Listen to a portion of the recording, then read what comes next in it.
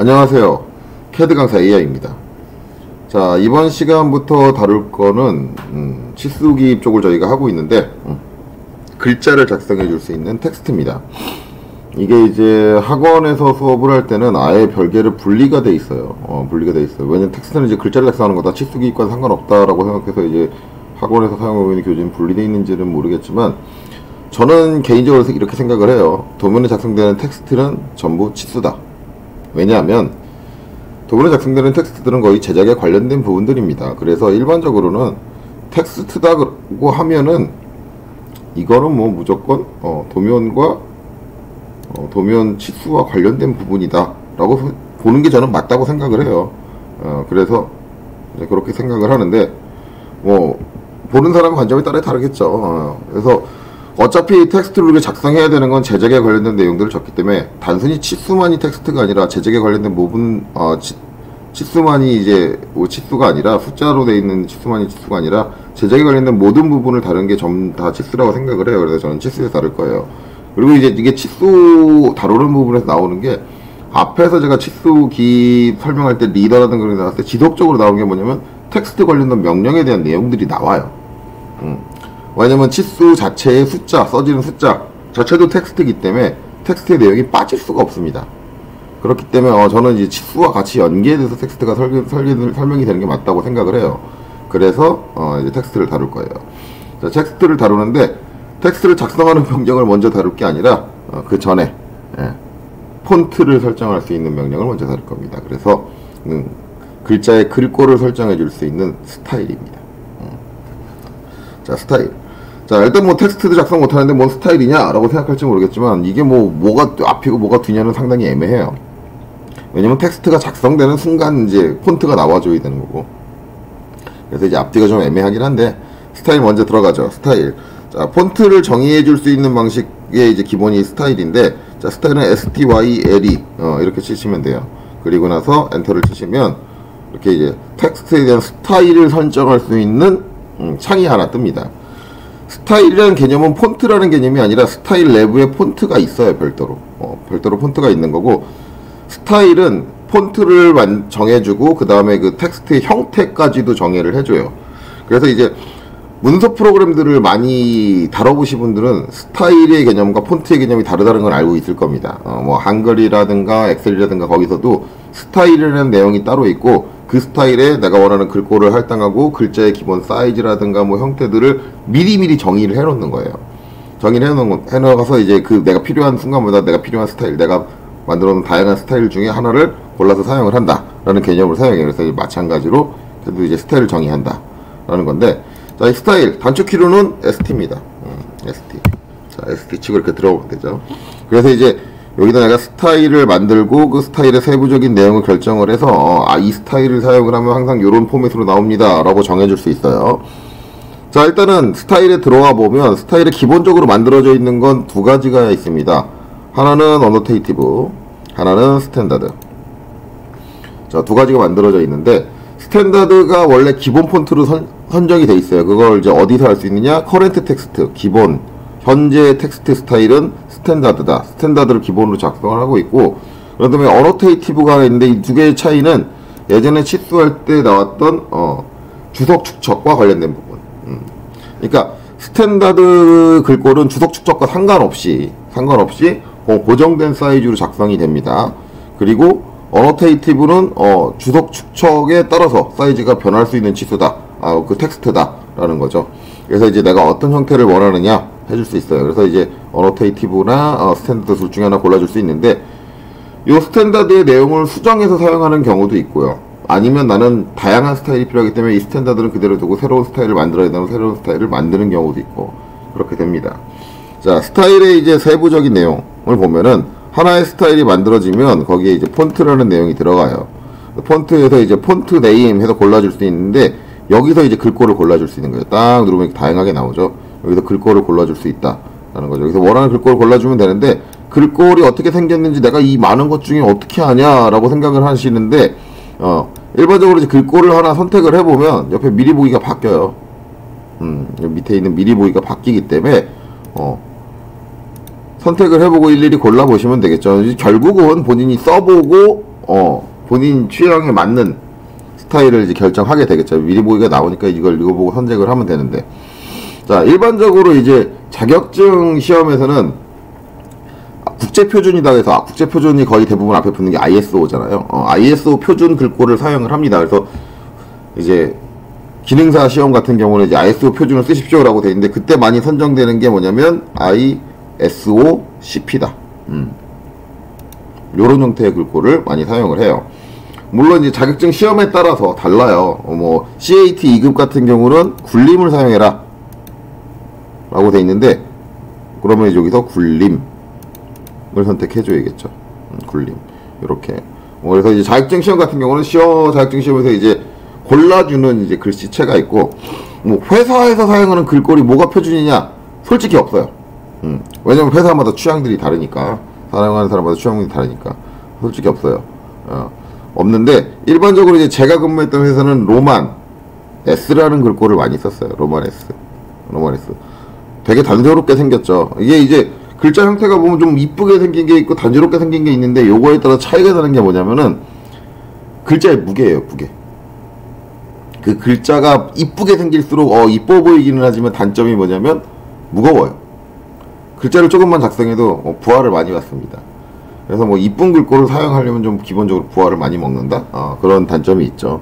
어찌됐든 간에 사용자가 이제 본인 취향에 따라서 골라주는 겁니다. 그래서 회사에서 사용하는 글꼴은 딱히 뭐 어느 글꼴이 정답이다 라는 게 있는 게 아니라, 그 회사에 가보면 그 회사 선배들이 미리 쓰고 있던 글꼴이 있어요. 그리고 뭐 얘기를 하자면은 현대자동차 같은 경우는 자체적인 글꼴을 개발해서 사용합니다. 현대 폰트라고 따로 있어요.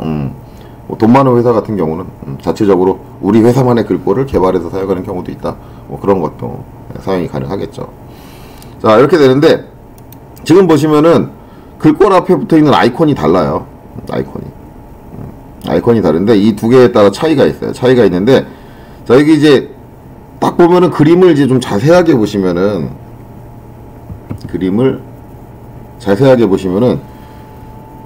요 아이콘 같은 경우는 이게 뭐지? 각도기인가? 네, 각도기 비슷하게 이렇게 그려져 있고, 뭐 이렇게 돼 있는 요런 아이콘이 있고, 그 다음에 이게 T자 두 개 써져 있는 아이콘이 있는데, 이게 두 개 차이가 뭐냐? 근데 이게 이제 정확한 명칭으로 하면은 각도기 표시가 되어 있는 건 쉐이프. 예전에 우리 이제 선종류 만들 때 했던 쉐이프 형태로 정의되어 있는 폰트를 얘기를 하고요. T자가 붙어 있는 건 이제 트루타입 글꼴이다. 정확한 개념으로 하면 이렇게 하는데, 저는 이제 학생들한테 설명할 때 이렇게 설명해요. 요렇게 각도기 표시되어 있는 거는 CAD 전용 폰트, CAD에서만 쓰는 글꼴이다. 그리고 이렇게 T자 써 있는 건 윈도우 공용 폰트, 윈도우가 깔린 프로그램들이 다 같이 쓰는 폰트다. 이렇게 설명을 합니다. 그래서 저렇게 아이콘에 차이가 있다라는 것도 인지를 하셔야겠죠. 그래서 두 가지 차이가 있는데, 문제는 밑에 보면 유즈 빅 폰트라는 게 있어요. 유즈 빅 폰트라는 게 있는데, 큰 글꼴이, 우리말로 하면 이제 큰 글꼴이 되는데, 이 큰 글꼴이 해주는 역할이 뭐냐? 글자를 크게 해주는 거냐? 그게 아니라, 큰 글꼴은 글자의 용량이 큰 걸 얘기해요. 글자의 용량이 큰 글꼴들. 자, 그러면 이제 어떤 글꼴이 큰 글꼴이냐가 문제인데, 기본적으로 이 프로그램이 개발된 거는 영어권, 즉 로마자를 사용하는 국가에서 우선적으로 개발이 됐어요. 그래서 기본적으로 대응되는 글꼴은 이제 로마자, 알파벳이에요. 알파벳인데, 알파벳은 이제 프로그램 공부하신 분들은 아시겠지만, 글자 하나 A, B, C 정의해주는 용량 자체가 작아요. 바이트가 작은데, 그거 외에 이제 중국어, 한자, 글자 하나가 되게 복잡하죠. 그런 것들은 이제 용량을 많이 먹어요. 그런데 거기에 속하는 게 우리나라 글꼴도 마찬가지예요. 그래서 제가 학생들한테 설명할 때는 이렇게 해요. 영어권, 지금 요 기본적인 폰트가 대응되는 건 로마자만 대응을 한다. 영어권의 문자들만 대응을 한다. 그 외에 나머지 모든 문자는 특수한 형태의 글꼴, 빅폰트다 라고 얘기해요. 그래서 이제 유즈 빅폰트가 체크가 안 돼 있으면 한글을 못 쓴다 라는 결론이 나는 거죠. 그래서 한글을 쓰려면 유즈 빅폰트를 체크해야 된다는데, 유즈 빅폰트를 체크하시게 되면 여기를 딱 글꼴을 선택하고 딱 눌러봤을 때 아이콘이 사라졌어요. 하나가 뭐냐? 트루타입이 사라져요. 트루타입. 그래서 큰 글꼴 사용을 체크하시면 트루타입 글꼴은 사용을 못하게 되세요. 그러니까 내가 원하는 글꼴이 트루 타입 글꼴이다 라고 한다면 유즈 빅폰트 체크하시면 안 돼요.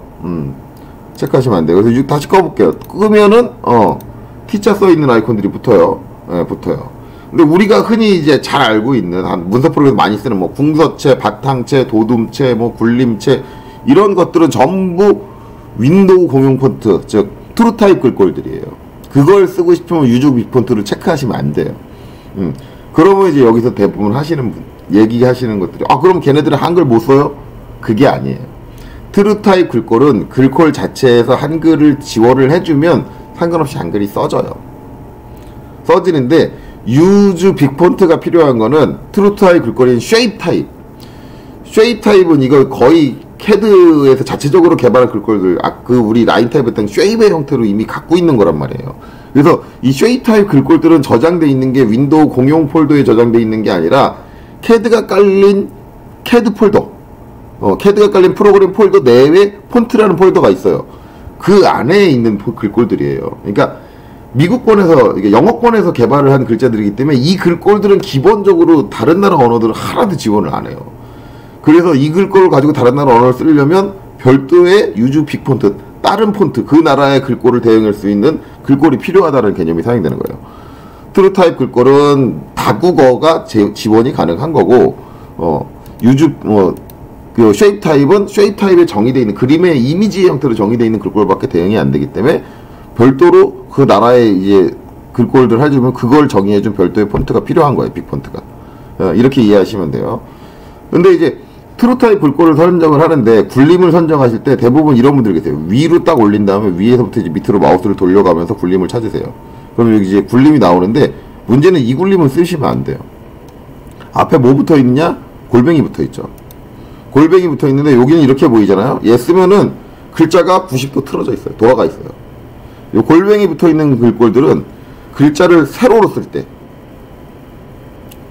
세워서 쓸 때 사용하는 글꼴이에요. 그렇기 때문에 글자가 돌아가 있어요. 그래서 이제 일반적으로 얘를 선택하시면 안 되고 우리가 일반적으로 사용하는 형태로 사용하려면 아래서부터 선택하셔야 돼요. 한글 같은 경우는 굴림체. 한 가지 아쉬운 거는 여기서 폰트를 검색을 할 때 영어는 I를 입력하면 I로 시작하는 제일 첫 번째로 와요. 근데 한글은 내가 굴림 이렇게 친다고 해서 안 와요. 그러니까 한글은 초성 검색이 안 된다는 얘기예요. 영문만 초성 검색이 돼요. 그래서 한글로 정의되어 있는 폰트는 내가 무조건 휠 돌려가지고 찾으셔야 돼요. 그냥 바로 거기로 갈 수 있는 그 하키가 안 되니까. 초성 검색이 안 되니까. 그렇게 되는 거죠. 자, 그래서 어찌됐든 저는 이제 추가적인 설명을 해야 되니까, 자, 윈도우 전용 폰트로 이제 설정을 해볼게요. 자, 이렇게 됐어요. 자, 이래놓고, 유즈 빅폰트를 체크해야지, 쉐입 타입은 이제 한글을 쓸 수 있다. 근데 이것만 체크한다고 한글을 쓸 수 있는 게 아니에요. 아니고, 얘를 했으면은 빅폰트를 설정해야 돼요. 빅폰트를 바꾼다고 해서 글자의 모양이 바뀌진 않아요. 글자의 모양은 SHX에서 이미 결정이 났어요. 그럼 빅폰트는 아까 제가 설명을 했듯이 뭘 지원해 주는 거냐? 큰 글꼴, 용량이 큰 글자들, 즉 영어권이 아닌 다른 나라의 글자들을 지원해 주는데 여기에 있는 모든 폰트가 한글을 지원해 주는 게 아니에요. 여기 보면 이제 딱 얘를 선택을 해보면 이름을 잘 읽어보면 차이니셋, 누가 봐도 중국어예요. 누가 봐도 중국어인데 얘 딱 선택해놓고 한국어, 왜 안 돼? 아니란 말이에요. 그럼 대체 이제 빅폰트 중에 한국어를 지원하는 글꼴이 누구냐를 보면은 글꼴 이름에 보면은 HG라는 게 들어가는 글꼴들이 있어요. HG. 이거 좀 되게 단순한 내용인데 말 그대로예요. 한글, 한의 H, 한을 영어로 써서 H, 글의 G, 예, 글을 영어로 써서 G, 예. 그거라고 생각하시면 돼요. 그래서 일반적으로 이제 HG라는 내용이 들어가 있는 글꼴들이 한글을 지원 가능한 폰트다. 그래서 이제 얘 같은 경우는 아까 이제 요쪽 폰트는 뭐 회사마다 취향 다릅니다. 뭐 이것마다 다릅니다. 그러는데 얘는 솔직히 이견이 없는 것 같아요. 거의 대부분 사용하는 게 WHG, TXT. 얘를 많이 쓰더라고요. HG 들어가 있는 게 몇 가지 더 있는데, 예, 꼭 얘를 쓰더라고요. 자격증 시험에서도 얘 쓰고, 뭐, 회사에서도 다른 회사 거 열어봐도, 빅폰트는 WHG, TXT. 예, 이걸 쓰더라고요. 그래서 이제 얘를 쓰면 무리 없이 한글을 사용할 수 있다. 그래서 이제 내가 선택한 글꼴이 쉐입 타입, 쉐입 타입 글꼴이다 라고 한다면 유즈빅 폰트가 반드시 한글을 쓰기 위해서 필요하다. 트루타입은 글꼴 자체에서 한글을 지원한다면 전혀 문제가 안 된다 라는 거죠. 그래서 이런 식으로 내가 글꼴을 바꿔줄 수 있다. 자, 그 다음에 사이즈는 이제 글자의 크기에 대한 건데, 자, 헤이트랄까, 그 크기값, 높이, 글자의 높이. 우리는 이제 글자의 치수를, 사이즈를 정의할 때 이제 캐드에서는 뭘로 정하느냐? 자, 글자가 있으면 이제 글자의 상단부터 하단까지 요 높이. 요 높이를 정의를 한다.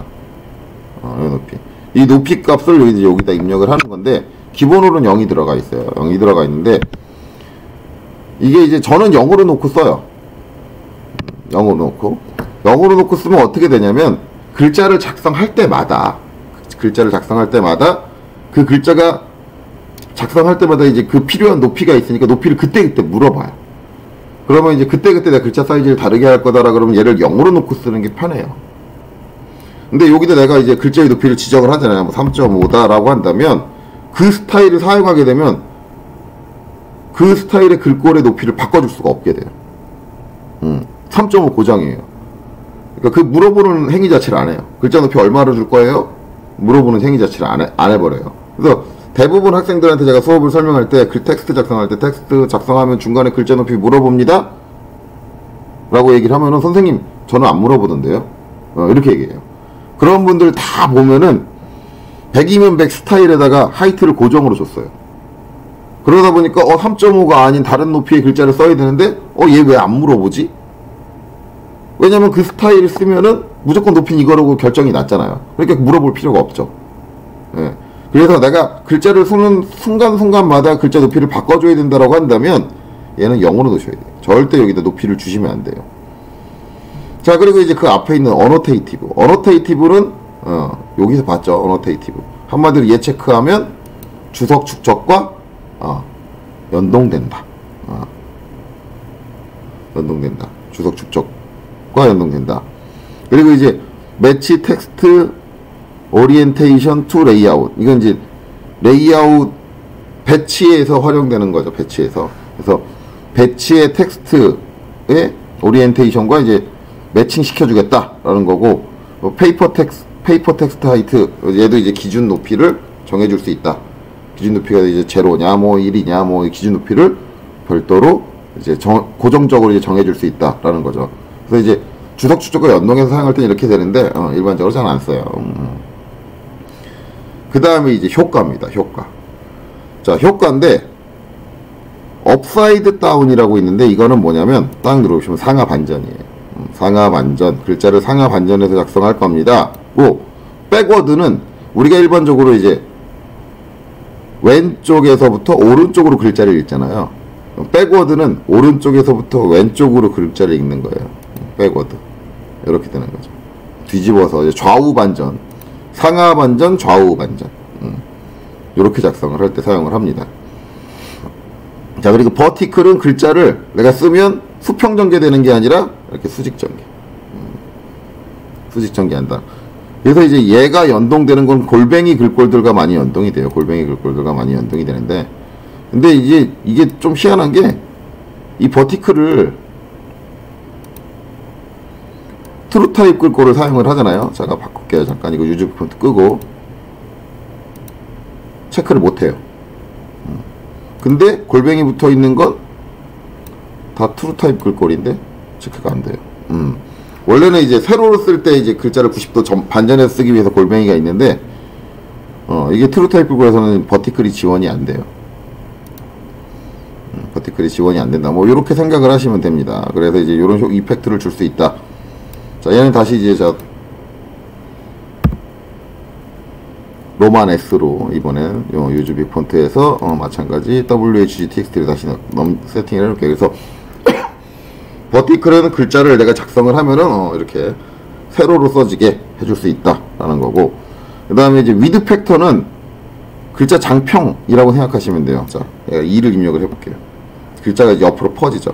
그러니까 기본 글자에서 장평을 이제 늘리고 줄여준다. 0.5. 이제 공간이 좁은데 긴 글자 써야 된다 그러면 줄여주고, 공간이 넓은데 이제 이렇게 넓혀준다라고 하는데, 이거는 그때그때 상황에 따라 달라지기 때문에, 여기서 이제 이거를 위드 팩터를 다른 값으로 바꾸진 않아요. 거의 1로 놓고 쓰고, 이걸 이제 그런 상황이 발생하는 순간순간 바꿔서 써요. 위드 팩터를. 나중에 바꿔줄 수 있기 때문에. 이렇게 되죠. 자, 그 다음에 이제 OBQ 앵글. 글자를 이제 기울여 쓰는 거. 이제 우리 이탈릭체라 그러죠. 이탈릭체. 글자를 기울여 쓰는 거. 그래서 이제 여기다가 30도 입력을 하면은 글자가 30도 기울어졌어지죠. 이탈릭체. 60도 기울이면 60도가 돌아가죠. 그러니까 글자가 완전히 회전하는 게 아니에요. 글자 자체가 기울어져서 작성이 되는 거예요. 이탈릭체를 생각하시면 돼요. 이렇게 OBQ 앵글을 작성을 할 수 있다. 이런 것들을 설정해서 이제 여기다 스타일을 만들어 줄 수 있다는데, 기존의 스탠다드를 내가 수정하지 않겠다 라고 한다면, 그리고 새로운 스타일이 필요하다면 뉴를 눌러주시면 돼요. 뉴를 눌러주시면 되고, 뉴를 눌러준 다음에 스타일 네임 회사가 이제 스타일의 이름은 이제 본인이 기억하기 좋고 식별하기 좋은 이름으로 잘 지어주셔야겠죠. 그래서 여기다가는 강좌용, 뭐 한글로 주셔도 상관없어요. 강좌용 해가지고 딱 새로운 스타일을 만들고, 새로운 스타일에다가 새로운 글꼴을 할당을 하고,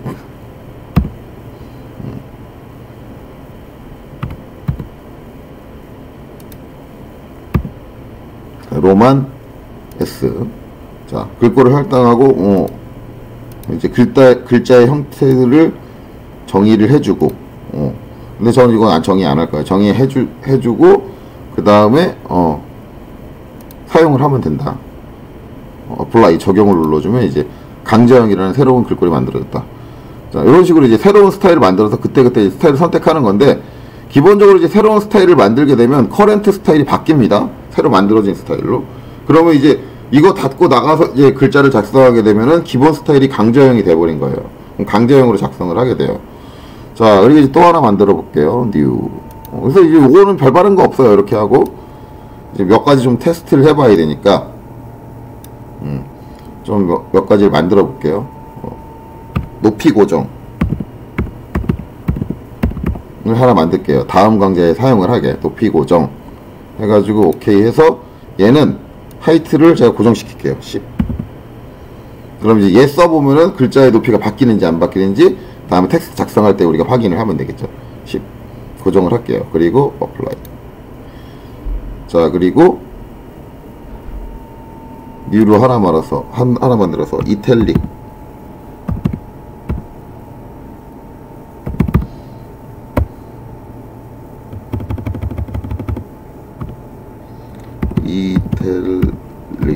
이탈릭이라고 만들고, 자, 얘는 윈도우 공용 폰트를 한번 써볼까요? 굴림으로 OBQ 앵글을 30도를 주고, 이렇게. 자, 이렇게 해서 어플라이. 제가 이제 세 가지 스타일을 다 만들었어요. 그래서 요 세 가지 스타일을 가지고 이제 다음 강좌에서 한번 글자를 작성해 보자고요. 작성해 보면 알겠죠. 이제 요 반영된 게 이제 어떤 식으로 하냐. 이탈릭은 화이트 고정 안 할게요. 화이트는 제로로 어플라이. 이 기본 거를 이제 따라서. 그리고 요 커렌트를 바꿔야 되는데, 커렌트 바꾸는 건 여기 셋 커렌트 해주시면 돼요. 셋 커렌트. 이제 스탠다드 선택하고 셋 커렌트 눌러주시면 이렇게 스탠다드로 바뀌고, 강제로 선택하고 셋 커렌트 눌러주면 커렌트. 그럼 이제 이걸 셋 커렌트 해놓고 나가면 이제 그 다음에 기본 텍스트가 보게 되는데, 이거 이제 꼭 요 버튼 안 눌러도 되고요. 요 이름 마우스로 더블 클릭하시면 돼요. 마우스로 더블 클릭하셔도 된다. 자, 그렇게 이제 요렇게 만들어 놓고 다음 강좌에서 이제 한번 이것들을 사용을 해보면 되겠죠. 이제 요런 식으로 만들어 사용을 한다. 그리고 이제 델리트가 하나 더 있죠. 델리트는 이제 지울 때 사용을 해요. 근데 지금 보면 델리트 버튼을 못 누르게 돼 있는데, 못 누르게 돼 있는 건 지금 스탠다드가 셋 커렌트예요. 자, 강제형 선택하면 델리트. 근데 얘 셋 커렌트로 만들어주면 델리트 안 돼요. 그러니까 현재 기본 스타일로 잡혀있는 애는 삭제가 불가능합니다. 나 얘 강제형 지워주고 싶은데, 그러면 다른 걸 커렌트로 만들어주고 강제형을 선택해서 델리트 버튼 눌러서 이제 지워주는 거 확인 누르면 만든 스타일 삭제할 수 있겠죠. 뭐 간단한 내용이고요. 이런 식으로 이제 글꼴을 내가 정의해 줄 수 있다. 요거보다 이제 글자 형태 나오는 거 다양한 걸 보려면 텍스트 명령에 들어가서 글자를 써봐야지 알겠죠. 그래서 요번 강좌 스타일을 정의해주는 강좌는 여기까지 하고, 다음 강좌에서 텍스트를 작성하면서 그때 또 추가적으로 스타일이 필요하면 만들어가면서 해보면 알겠죠. 자, 그래서 수고하셨습니다.